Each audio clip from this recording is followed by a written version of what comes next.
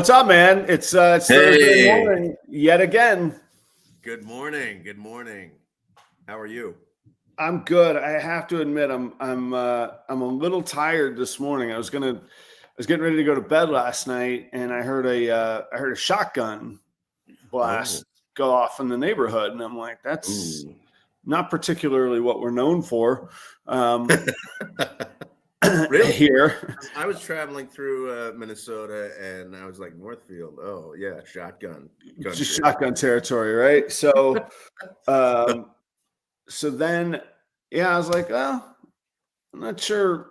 There's not really anything to do about it. Like, I'm not going to go like confront the guy, like, or a woman.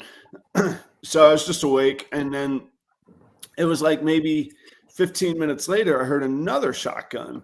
And I was like, well, now maybe they're like, I was like, all right, if I hear a third one, I'm calling the cops. Like, two, okay, you get two shotgun blasts before, there's an issue here. And then I never heard any others. So I don't know, maybe there was some coyotes, or maybe there was I don't know, maybe it was just, some beer fueled, good old fun. I don't know what was going on, but it woke me up a little bit, and then I was awake for a while. Yeah, that's unfortunate. That's unfortunate. I went to bed very early, and I am very, very stoked to be here this morning. I have a lot of energy. Excellent. So let's get to it. This is Proper Cup of Joe, and this is Adam. I am. Reptiles. That's true. I'm Joe, and I don't have any, and I've got a lot of questions. And this is an ongoing conversation that we have every week. Mercy Morphs, Joe from Toronto. I'm gonna be in Toronto in September. I'm excited. I'm going to the show. I got to meet you there. I'm excited to be going to the show. I'm excited to meet breeders that I haven't met. And me and Chris Eaton are doing 2 marathon live streams. We start the stream and we don't quit it until the show's over. It's not like 18 different interviews and different streams. It's straight on, full on, nonstop. Very nice. That'll be a lot of fun. So you can meet Mercy Morphs up in Toronto. Awesome. Well, I hope. I mean, I don't want to be a stalker. If Joe's not into it, then that's okay. I mean, I'm laying out the offer or the opportunity. There we go. Okay, that's okay. He said yes, and we're good. Okay, well, that's good. We're all right. Chris Eaton, you guys had a great episode a couple of weeks ago together. Thank you, man. And I got to say, it made me a little jealous. I was a little jealous. I thought there was a little round of hugs and reassurances that we went through over the beverages the first evening. I really did. I thought that it was a little. I thought you had a little more faith in me than that, Joe. I didn't take you for a jealous guy. He's just such a personality, isn't he? Come on. He is. That's true. That's true. Shout out to Jeremy Bod, my favorite shirt in the game. He has given me new shirts almost every year that I see him at Tinley. He's like, hey, I got a new shirt for you. You're wearing that old one out. Still like the old one. The new ones are still in the plastic. Haven't even opened them up yet. I'm like, no. Old Glory right here, man. I'm going to wear this one out first. That's what's going to happen. So Jeremy does raise a good point. You could make it into a fun drinking game where you just have more tequila, because your decisions get better with shotguns and tequila as the third wheel to the shotgun tequila party. Yes. I mean, it's age-old motto. Shotguns and tequila make great decisions. What about but I don't think you'd get that drunk in Northfield, because as you say, it's unusual, so I don't know. Yeah, well, anyhow, it turns out all ends well. And here's the other thing that's interesting, and this is the last thing I want to get into, whatever people think of guns and that sort of thing, there's not like the brandishing culture. There's not like the open carry, like, oh, look at me, I'm something. So like, actually, like around here, I'm like, there probably was an animal issue or something that they like. Yeah. Like that's my first thought, rather than like hit the deck and don't put your forehead above the windowsill, like that. Right. So Right. anyway, but it did wake me up. It did give me pause. We'll put it that way. How about that? Okay. Okay. Is this your one thing that you want to talk about this week? What's your one thing? What happened this week? What's up with you? Well, I'm not quite there yet. I had one question for you as Oh, we're okay. going Okay. Okay. along before we get into the one things. Are you in like the post vacation hangover? Is there like a post vacation depression, or are you feeling recharged? Vacations never recharge me. They make me wish I was back on vacation. I never go back to work like, yay, I'm here. How you feeling? It's funny. It's actually funny. That's usually how vacations work, right? But it's not that way this time. I was actually, I ate and drank so crazy over the vacation that I got to a point where I was like, okay, I gotta get back into a You need some routine. structure. I gotta lose the jowls, so I need some, I need to you start eating right, getting back into the pool, like that kind of thing. So I'm just so I feel better physically, so I have a lot of energy. I'm getting better sleep, which is really important for me. So I'm just like, so now I feel good. Plus, with work, I'm getting to a decision soon, kind of a monumental decision about my work soon, and I'm very excited about it. So, okay, so you did get the rejuvenation from that I like did. the vacation's supposed to do. You Yeah, did exactly. vacation so much that you wore it out, you didn't want it anymore, and Well, now that's you're one thing, but back to structure. I think the bigger thing is that I'm, even though work is work and it's great, it's fine, it's okay. I have this an idea of my future that will be different, which excites me. So I'm just I'm like sinking my teeth into that, trying to work on that a little bit, and that's been fun this week. So. I'm pretty pumped to hear that. All right, then. So you got a Yeah. new that. I was wondering where this little pep in your step came from. I'm like, wait a minute, what's going on here? This is Yes. it's a little heavy this morning. Okay, cool. This is good. And it is odd. It's odd, when you make that kind of when you're on the verge of making a decision that excites you, and how much energy that gives you. I mean, or how much energy it gives me. It might drain other people, but for me, I'm just excited. I'm like, I want to get started. I want to do. I want to like. That's what I want to spend my time on. I want to work on this change and see what happens next. I'm just excited about what happens next. But that's when you know it's good. And like, I don't mean to say that this should be everybody's life every second, but when you go to bed tired because you put in a full day and you wake up excited to go do it again, then Yeah. you're in a good spot. Like that's a good thing when you can Yeah. have those times.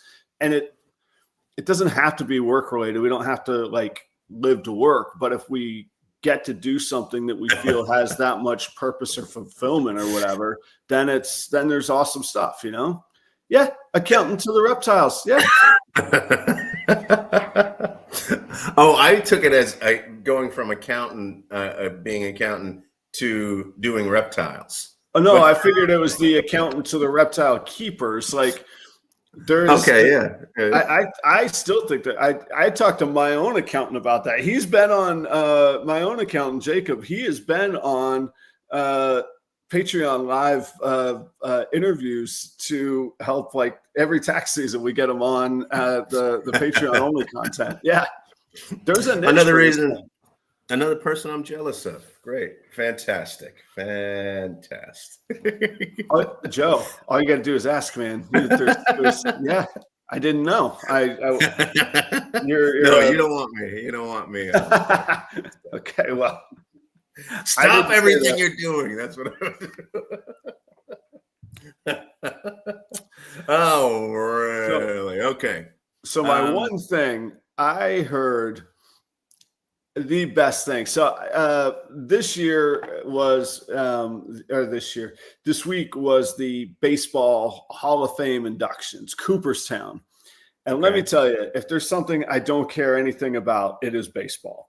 Ever since the strike in '94, when they torpedoed the value of my trading cards as a young man that had invested a lot, I said, I'm done with these players. I don't care about this game anymore. I quit. Isn't that is such an Adam thing. That's the reason that not because, there was a whole cheating scandal, not because it's become, more about there's no small ball and it's all about hitting home runs. For Adam, it's about the investment of torpedoing the investment of his baseball cards. Well, they ditched us too. It's funny. They quit. They had enough. They quit on us. And I will tell you, you did hit the nail on the head, Joe. My I wouldn't say idol's a weird word, but if there's a sports idol growing up, was Roger Clemens. What a beast! What a machine! What an animal! It turns out not such a good guy to look up to. Okay. Also, didn't help my evaluation of my cards because I had all the Roger Clemens cards. Like literally, if there was a Clemens card I didn't have, I was going to go get it kind of deal. Roger Clemens was your guy, huh? Oh, big time, man. What was your team? Well, the Red Sox. So my mom's family was from Maine, New England. Yeah, the Sox are the home team up there, man. WESN out of Boston. You didn't hang in there until that awesome 2001 series, huh?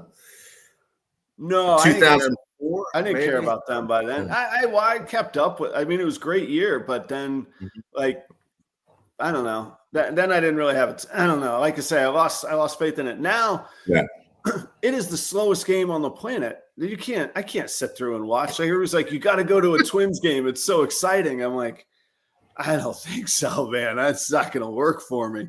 But anyway, a guy named Dave Parker gets inducted to the Hall of Fame. Finally, unfortunately, posthumously, he died recently, and he gets inducted to the Hall of Fame. Dave Parker, the 70s icon, this sort of showboat Ric Flair type of personality, known to perhaps have a marble in the dugout in between innings type of guy. Two-time MVP, gets suspended in the middle of his third fantastic MVP campaign for little extracurricular activities, perhaps in the nasal area. I'm not sure. And so misses out on his third MVP. His son goes to the Hall of Fame to give his Hall of Fame acceptance speech. And his son says, my dad actually knew this day was coming before he died, and he wrote a little poem that he would like for me to share with you all. Okay. It's the best thing ever. So I will read to you very shortly and quickly the transcript of the poem that Dave Parker wrote for his son to read at his induction. That it was not announced it wasn't like it was announced and then he died. He was just so confident that there was a space in Cooperstown waiting for him. Someday I'm going to get it. All right. Yeah. And it fits with the whole, like I say, almost like pro wrestling persona of this guy, Dave Parker. Number 39. He says, here's his poem that he gave to his son, being certain he would get into the Hall of Fame. Here I am, number 39, about damn time. I know I had to wait a little, but that's what you do with fine aged wine. I'm a pirate for life, wouldn't have it no other way. That was my family. Even though I didn't go on parade day, I love y'all. The Bucks own my heart. Because those 2 championships I got, y'all played in the first part. I'm in the hall now. You can't take that away. That statue better look good. You know I got a pretty face.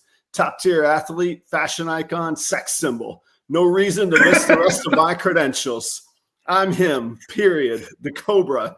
Known for my record arm, I'll run any catcher over. To my friends, families, I love y'all. Thanks for staying by my side. I told y'all Cooperstown would be my last ride.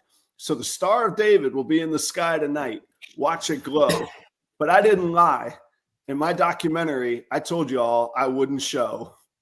It's so good.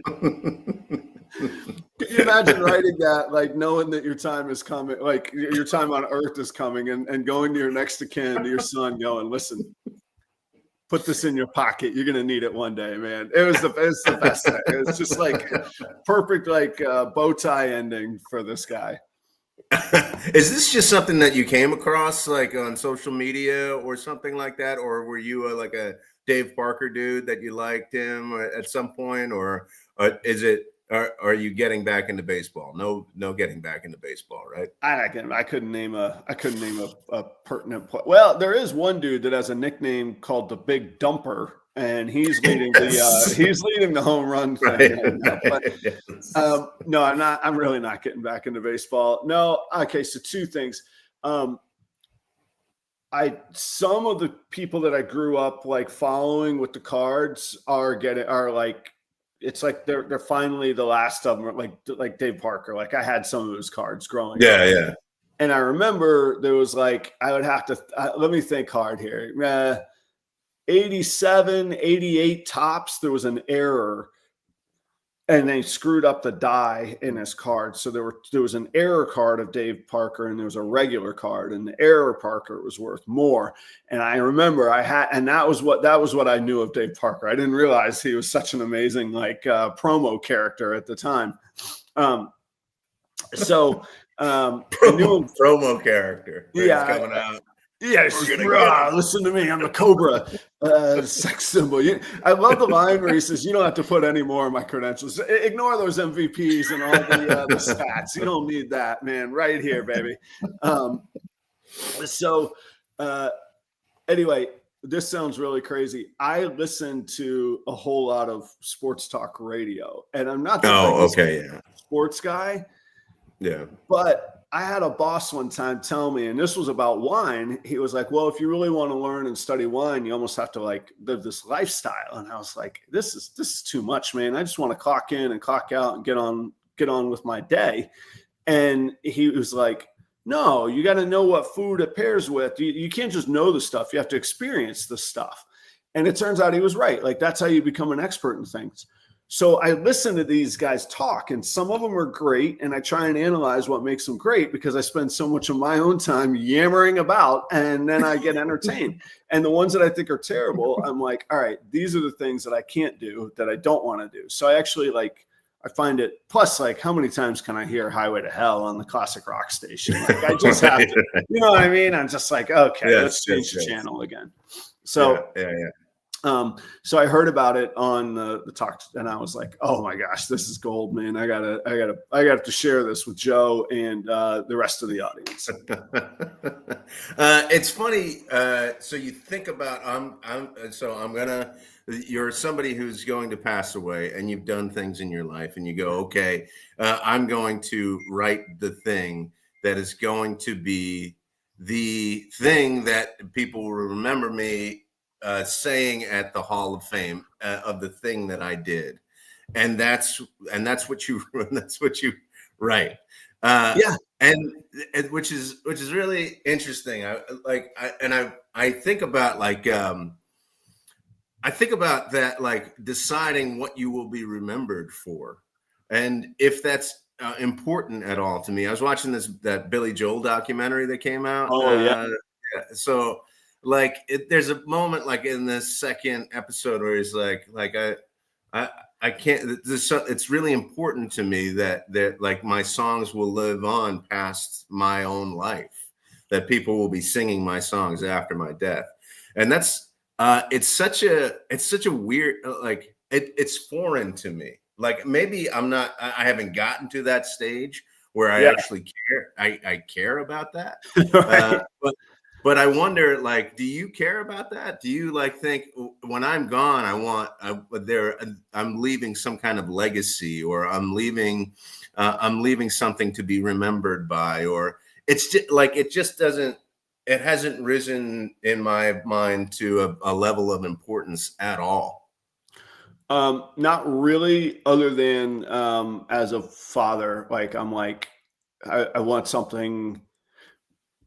I wish I had something timeless or independent of time and space of my mother. Like I don't really have VHS tapes of my mom. I don't have a voicemail recording of her voice. I don't have any of that stuff. Okay. And I do think about that for like my son, if he's ever like, well, you know, because like when we're 10 or 12, we're not really engaged. Like you don't really think like, wow, I need to really work on having a great relationship with my father because he's not going to be here one day. Like it doesn't go through your head at any kid's head. But Yeah. even sitting here, he could be like, well, I guess there's 900 videos on YouTube. I could watch some of those whenever I want. Like, you know what I mean? Oh, Like okay. there's a Yes. little bit of Yes. that, like, you know, so Okay. there's, Yeah. I sort of like this is now becoming like a documentary of my life in a weird, strange way. So there's a little bit of that. But as far as like, I'm important enough for other people to need to remember me. No, man, I don't think I drew that number in the celestial lottery when I was, you know. It's funny what you just said makes me like now there's a whole lot of pressure. Like That's right, Joe. You're a character in the you may, documentary. You're a player here now. yeah, like now I'm thinking of like Charlie going, oh gosh, it'd be great to listen to dad for a little bit, but I can't This stand the guy, Olympic guy. this guy. Oh man, now I'm like paralyzed by by the pressure. That's not really why I do this, but there's a little part of me that's like, Right. well, Yeah. you know, it's oddly enough, I do have some of my mother's journals, which are intensely personal and even odd to read sometimes, but they're in her handwriting, and I can hear her voice through those, and um, they're like I say, they're pretty intense and honest. She kept a journal as she was going through her cancer, I whatever the word is. yeah. Yeah, yeah, Wow, that is awesome. yeah. That's incredible. That's really cool. So I have voicemails. Like I still have voicemails of my dad. yeah, Uh, and he starts off. I want to make like a super cut of. Actually, this is kind of like my one thing. okay. But I want to make a super cut of. He starts every voicemail. He started every voicemail with Joe. Like he just like he starts with that. So I want to make a super cut of like Joe, Joe, Joe. I don't know why. I just think that Put would a be beat fun. to it, remix it. Yeah, man. There you go. Good. And then he was a guitar player and he wrote songs and stuff. So I have a book of the songs that he wrote Oh, cool. and yeah, that's cool. But that's not really my one thing. My one thing but it is kind of in line with that, is that I'm gonna pool our listeners, our live chat, and I've never tried to get into a university or a college on athletic ability for a team, right? So it's never Are my they thing. letting people in for beer pong these days? What's going on here? So I have to do like I have to do something like that for Aiden. So he really wants to go to college and find a college for Oh, place kicking. Right? you gotta make a hype reel kind of deal. I got to make a hype reel. I got to make a Wow. reel of, and I'm not good at that stuff. I like, or I am good at that stuff. I could be good at that stuff, but it's just going to take a long time. And I'm wondering if there's somebody out there that I could either work with or hire or trade with. I don't know what I have to trade. I have a lot of records, maybe, Right. or even money or pay, or somebody out there in our audience who would be a good candidate to help me, or actually take the videos that I do have to create an amazing hype reel for for Oh, for Aiden. So so yeah, that's an amazing venture and something we should get the community in on. They're all joking aside. Of all people, Chris Eaton, that's what he does in his professional career. He's a graphic Oh, advertiser really? designer. Yeah. And his promos are the best. And his like voiceover is great. And he's even like a little bit filthy. So, I mean, he could be like, have you seen the effing leg on this kid, Aiden? And then it would just be like a rocket shot of the football going off his foot, you know, or whatever it is. But, oh man, that would be like one of the best crossovers ever. That would be fantastic. Oh, that's great. I knew that I could come here and come up with somebody who would be able to help me out. And you know how to contact me. I'm on Instagram. I was going to say, who else are we missing, audience? Like everybody knows somebody. Like there's some really good, like Steven's a really, really good from Leviathan. He's a really fantastic producer. But I don't like hype reel. I think we need like the energy, you know. Like Steven's really, really polished, which is good. But maybe you just need like a rock and roll like video of the feet, you know, of just like, yeah, man, look at here we go. This is there's excitement out there. This would be Steven. Okay. I got Steven, I got Chris Eaton. All right. I'm gonna get it to these guys. It's good. And all I have is just raw footage. So I don't know. It's like adding effects and music and all of that stuff. Yeah. You should go to both Steven. You should go to Leviathan Snakes and the Fat Man Nation and watch their media, and then see what's you know. I can help make introductions, and then I'll step out of any negotiation or whatever. But yeah, I think you need a hype reel from those guys, man. Okay. Yes. I need a really good one because I have to do it very quickly because I think I'm behind schedule here to start sending. Is this for the fall? You're trying to get them into? No, it's not for the fall. It's for the next fall. Yeah, the next fall. Yeah. Okay. So yeah, you do have to get on it though. Yeah, I do have to get on it. I think I'm even late. Like people are going, oh, he's only been kicking for a year. He should have been kicking since middle school. So like, right. So, I don't know. So, he's doing okay though. Would you be willing to share it? Not that it's we understand we're dealing with a minor here, so like it's not a contingency of us helping, but the community would love to see the hype reel at the end of it. Yeah, I would probably. I got to get his approval, but yeah, I'm sure it would be okay. Okay. I mean, he's going to be 18 in December, so. So we don't care after that then. Yeah, that's fine. Who cares? Yeah, okay. Whatever. I think there are a few that are up on his Instagram anyway, and I think there's a few that are up on YouTube as well. So, all right. Troy thinks a good negotiating leverage would be some 80s rock metal records. I could take a look and see what I've got. Yeah.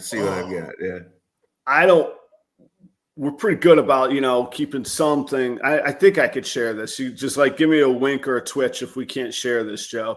But okay, so Chris Eaton was like LA Sunset Strip like guitarist, and his band was doing it, making it, helicopter rides, opening for Aerosmith, all that good stuff. And just one of the bands didn't quite get put over the top kind of deal. Okay. So he really loves some 80s metal, the sleazier the better on that. Audience, I forgot how we could tie this in. Joe's partner, Chelsea, she's a doctor of history. Is this correct, Joe? Am I right? Yeah. No lies being told so far? No. And her thesis focused on the 80s hair metal scene of the 80s. And she went and interviewed and did like a paper thesis documentary of this stuff. I'm not going to misstate her goal or purpose of the paper, but she has hung out with you guys went and hung out with what was it, Bret Michaels on an aircraft carrier or something? Is this true? I mean, I don't know if it was hanging out, but Okay. Okay. Yeah. So I got the details right here. Oh man. All right. So I feel like maybe Chelsea should approach Chris. He's probably a little more receptive to good looking ladies that are into rock and roll anyway, Joe. I just gotta say, Okay. I understand. I don't know if using Chelsea as a pawn is. It's her son. Yeah, she definitely could be used as Oh a yeah, pawn. that's right. That's right. Yeah, you're the good guy here, Joe. Don't you forget that, okay? Oh yeah, that's right. That's right. It is her son. Interesting. Okay, I'll talk to her about it. Yeah. Okay. All right, There we let's go. pool our resources here. I'm going to reach out to some people, or reach out to me if you're interested in helping me out. Yeah. There we go, I guys. got a lot on my plate. This is going to be the big payoff of why you ever even came into this place in the first step, Joe. That's what's going to happen. Okay, great. Oh, great. We got some people that are keeping the lights on. Should we talk about them a little bit? We definitely should. We're also ad free from our friends at Palm Street. If you guys are interested in selling reptiles on Palm Street, the link right in the description to apply to sell. If you don't know what Palm Street is, it's a live streaming selling platform. They do auctions. They just announced long form auctions, which they're really known for the short form. But hey, if you try them both, there's a marketplace there. I think it's a different.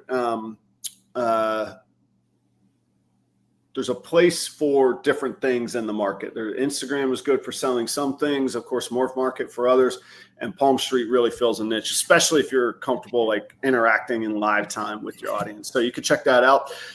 Keeper Cain, you guys got to check out his YouTube channel. This guy, aquatics, tarantulas, ball python breeder. He's got some of the big snakes too that not for me, but fun to see on YouTube. Always family friendly. You can rely on that from Cain, and he's a good dude. We've been doing business together for a few years, and I'm really glad to be both supporting Cain and him supporting us. So thank you to Cain. Go check out Keeper Cain on YouTube. If you're ordering rodents and you want fresh, clean, fast, reliable service, and honestly, a really consistent, reliable product. I've been using Cold Blooded Cafe's rodents since back in 2020, and they were really one of the first big companies I approached where I was like, I want to work with you because I believe in your product. I know it's weird to say every time, Joe rolls his eyes, but you open that bag, they're the freshest rodents I've ever ordered, and they're still freshly clean. Freshness, man. Healthy rodents, they all are 100% domestically produced and sourced as well. So no foreign imports of frozen rodents at Cold Blooded Cafe. Use a promo code PROPER11, get yourself free shipping, and that doesn't expire. It used to expire as like a discount. Now it's free shipping. You spend $200, you can use it over and over and over again on that. Go check them out. Last but not least is Husbandry.pro.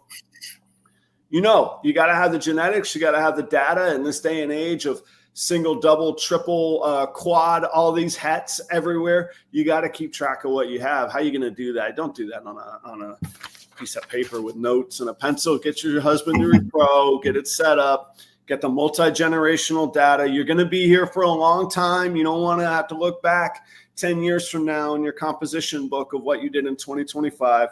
Get it right there, digitally stored and organized, all in Husbandry.pro. Use a promo code PROYAL60. Get yourself 60 days for free. Doesn't cost you anything. You don't even have to put in a credit card. You just download the app and get started once you put that code in. So thank you to all the advertisers. Thanks to the audience for hanging out. We do this every Thursday morning.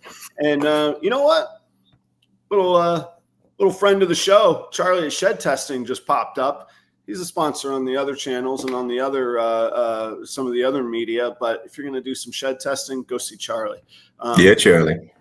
Charlie, we got to talk soon, man. I've been real good about keeping secrets. You've been teasing some stuff. I gotta know when it could come out. Get your Lace Monarch, Hurricane, and Monsoon test. Lace is live right now from Charlie. Go check that out. Interesting. Joe, I heard a weird conversation this week, and I was really behind the show. Joe and I do a little show prep. I was impressed, Joe. It was not late Wednesday night when we started show prepping. It was mid-afternoon on Wednesday, and you drove the bus on that one. That was good. You said, "What are we thinking?" And I said, "Well, I heard this really neat conversation, and I'm really trying to shoehorn it into something that would make sense to talk about." Related to our industry and what's going on. Tomorrow night I saw that. I didn't want to Friday interrupt. night. Well, Charlie, you got to tell us where to tune in, man. Look, I realize there's a lot of different platforms. I'm not above saying somebody should watch something else. So you got to tell us where it's at. Okay. So I heard this guy, Malcolm Gladwell, talking, and I like this guy because he writes some interesting books. He wrote David and Goliath. I really like that. He talks about disruptors, industry disruptors, which is another reason why I like Charlie at shedtesting.com. And so I always kind of follow him, and it's easy to read. It's thought provoking stuff. It's interesting. It's a different perspective. And Malcolm Gladwell is explaining why, particularly taxis, not, hey, Chris, you got to go back and rewatch the show. We need a little bit of help from you. Okay. You gotta go back like 10 minutes to Joe's one thing. And then seriously, we got to talk. We need a little assist from you there, Chris. I'm doing the thing I hate when these shows just do nothing but shout outs and talk to the audience, which is good, but the comments disrupt all the thoughts. Let me start over here. They're great comments. This is what makes the show great for me. I think this is awesome. Yes, it is. But it might be two things. I might be on Chris's show that Charlie is having. I see Chris just steals all the thunder. He strolls in. Here we go. And now let's just, I'm just going to start my story again and again and again. Let's try this one more time. So Malcolm Gladwell is talking about self-driving taxis, not self-driving cars, but taxis in particular, self-driving Ubers and whatever. Who's Malcolm Gladwell? I don't. Stop it, Joe. I just explained this. People can listen if they want. And he says, so he goes to Phoenix with his, he's doing an appearance. He goes to Phoenix with his producers and he says, hey, you get in the Waymo. That's the self-driving taxi. And he says he wants to like test this thing. So he starts running beside the Waymo and then he steps in front of it. Immediately it stops. Perfection. Steps away. The Waymo starts. He starts running circles around it. Stops running. The taxi in urban areas, he says, is going to fail because there's no consequence for being an idiot, essentially. It is too good. It doesn't fail. People think they're going to die in self-driving cars because they're going to make mistakes. They're going to die.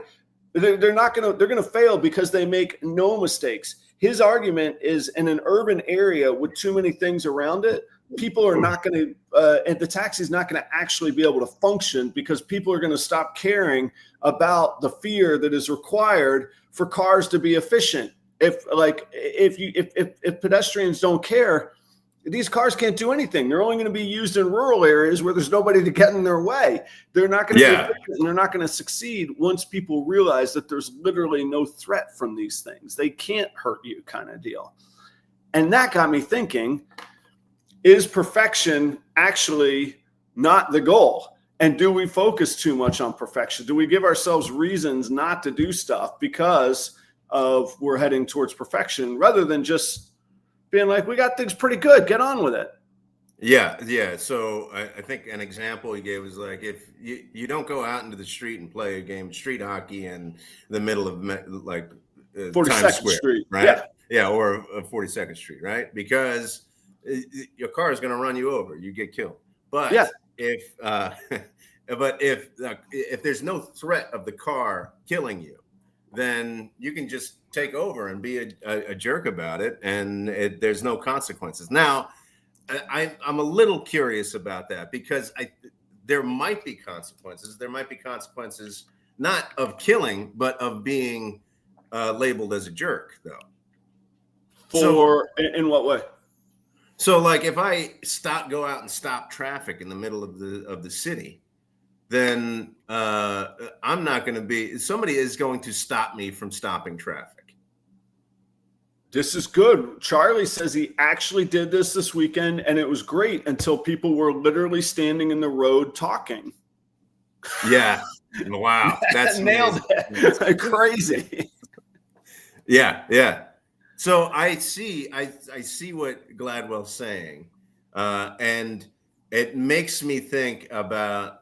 Now I know we want to like tie this into what we do in this industry and everything, but I think that there are things that we create that we go, this is a great idea, but we don't factor in that it actually takes people agreeing upon how this thing works. Like that, we're still a community. We're still a society where we all have to live together. And these things that we're creating that we think are going to be great are they're going to be used in not such good ways. Or they're going to be abused, or it depends on people agreeing on the process by which it's going to work. Chris is offended. This is where I get distracted on the two things. Chris, it was in spirit, and your spirit animal definitely was the product of it. I like the Stones from the '60s. I wasn't alive in the '60s. You know this. I love Exile on Main Street, 1972. It was great. You're okay, Chris. I didn't say anything about it. That's true. Joe's the good guy here. Let's remember this. Remember. I mean, this is the second time I'm being called the good guy. I'm not. I had no. All I want is a reel made, and I hear that you're fantastic at making a reel. So we need it. Joe needs a hype man and a little production there. We got $10 in the jar. Yes. From Creative Reptiles. Creative Reptiles, you're going up to Schaumburg this weekend? I know that we hung out there last summer. I hope you get to make it. Joe, I had this other thought as well, where the things that really get known are the unique, idiosyncratic things, not the perfect things. Like, yeah. Whether it be music, like one of my favorite stories is that I've made up. This is not a real story, but there's some facts in it. But I made the story up. But I envision AC/DC had this song, "For Those About to Rock, We Salute You." Chris says it's done, Joe. Look at that. Look out. And all right, I'm going to let you guys negotiate. I don't want to be the agent for anybody here, but you're both good guys. Take care of each other. Nobody would take advantage of each other. Thanks, Chris. So, make it work there. That's cool. So AC/DC has a song, "For Those About to Rock, We Salute You." To the best of my knowledge, it was the first time that anybody ever decided to fire a cannon in the middle of a rock and roll song. And like, I imagine them sitting around the table going, guys, we wrote the perfect song and it's going to be great. And then another guy going, what's missing? We need a cannon. A cannon, yes. And then in their Australian accents, the other guy's going, we need a cannon. And then going to the producer, who then has to go to Warner Brothers. Like, this isn't just some indie label. This is Warner Brothers. And them all going, yeah, sounds good. And then they did it and it worked. Like, that was not in the perfect song script. That wasn't the 1-4-5 blues-based rock and roll where you sing a chorus or you sing a verse, you sing a chorus, you sing a verse, of course, you take a solo and you sing the chorus again, because that's how you make hits. Like, they totally did it totally different and unique. Right. Imperfect. Yeah. But, okay, we're talking about something different. We're talking about how do you make things more efficient, right?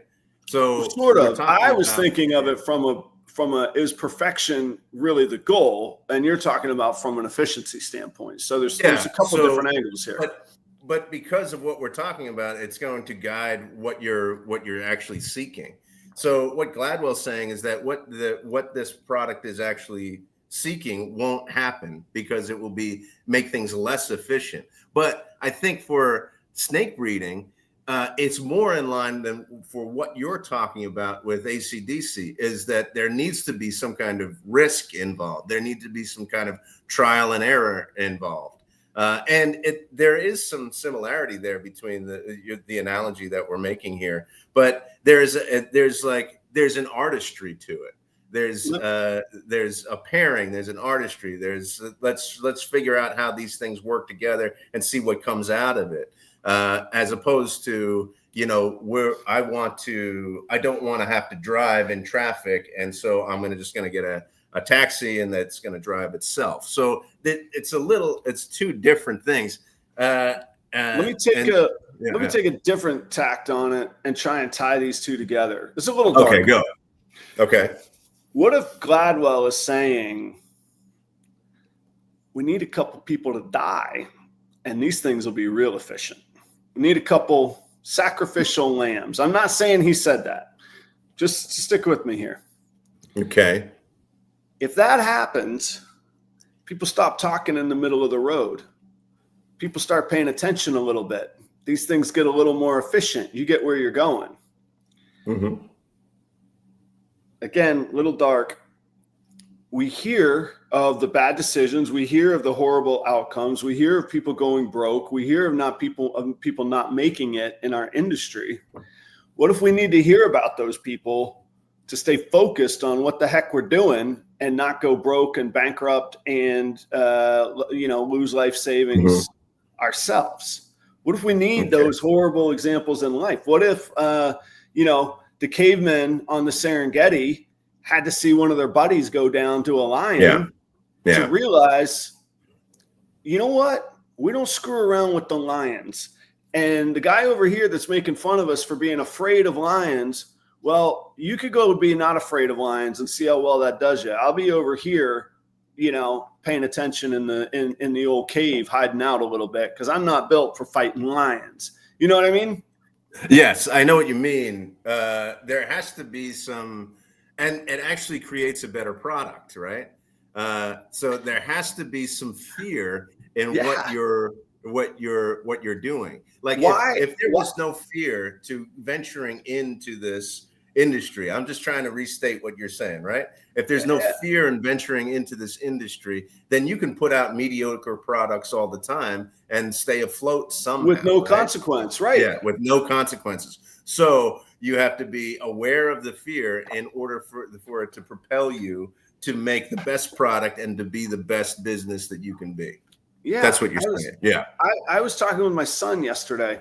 Imagine, if you will, let's just say nobody had ever heard of cars, and we're an intelligent species that we are. And somebody came into the room and said, hey, I got this great idea. We're going to take this really combustible stuff and actually cause explosions in a little metal chamber. And that's going to drive these 10,000 pound or 5,000 pound hunks of metal. Oh yeah, we're going to be inside of them. Oh, yeah. Well, that's really moving. How are we going to control these things? Well, we're going to have these three colors. There's going to be these red lights and green lights and yellow lights. Oh, and straight lines and dotted lines. Mm-hmm. What else? Nothing. That's it. Nothing else. There'll be nothing else. We're all going to understand how to navigate these. 7 of the 9 billion people on Earth are all going to agree that this is going to work. Yeah, it's going to be beautiful. Yes. And what's the incentive that people follow this? Oh, well, they'll die instantly a painful death if they don't follow it. That's the incentive. That's how we're going to make this. That's it. We follow red lights because we don't want to get smashed.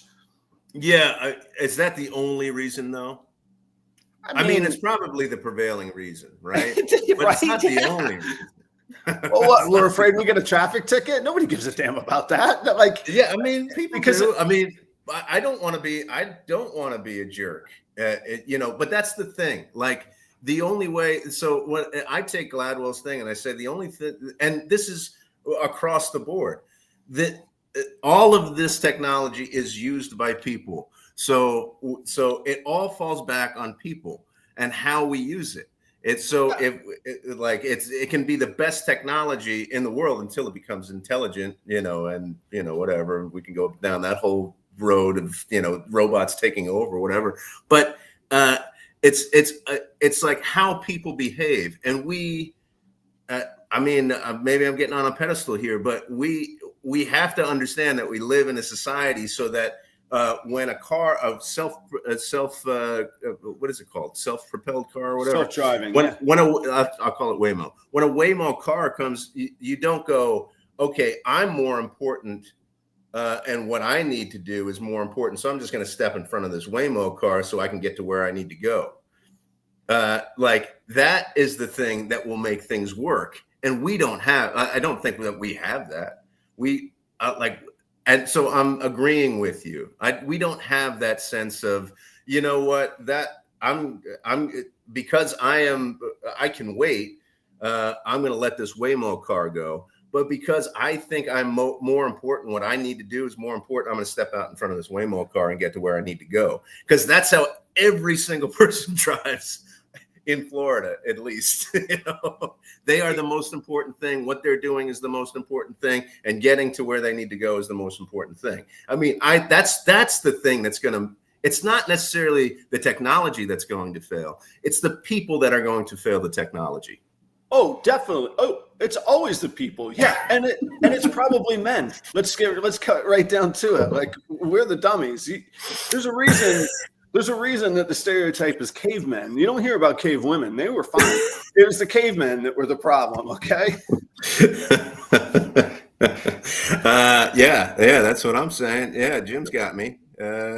Yes. Yeah. I mean, people can behave that way because there's no consequences. We all hear about keyboard warriors and social media jerks. There is no consequences. It used to be if you talk smack about somebody, you got to talk it to their face. Well, you might not like getting punched in the chin. I don't advocate that, but sometimes you got to decide.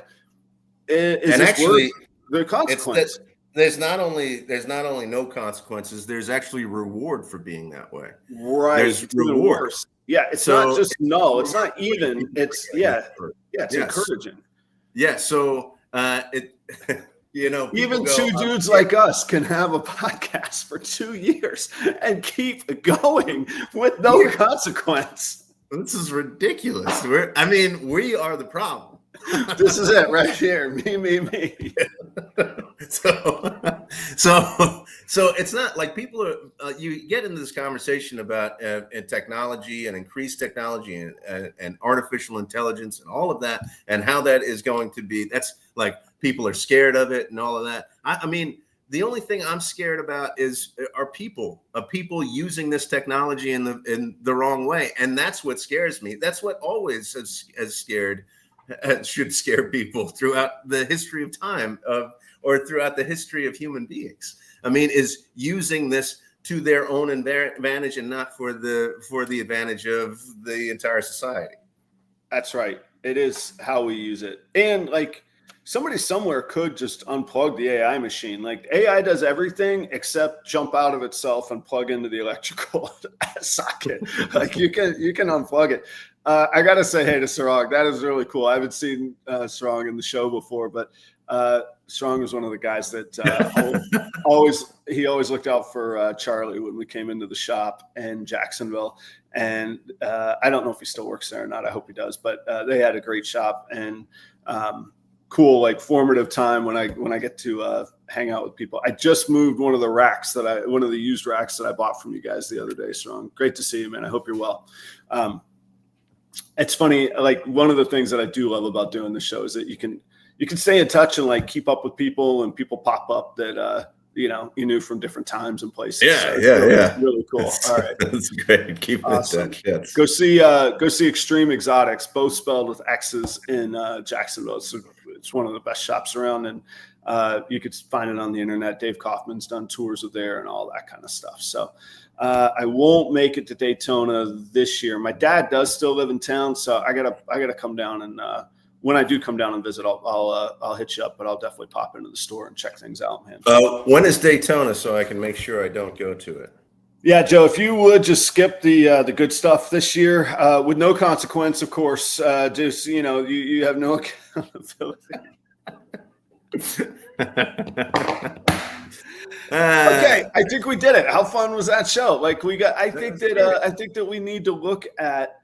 I think consequences are good. I think a little bit of fear is good. I think worrying about are you going to go hungry, are you going to go broke is good. It drives us. There's a healthy amount. I don't think we should. I don't think anybody should be in a situation where they're depressed or in a situation where they're thinking bad thoughts over things. But a little bit of pressure is pretty good.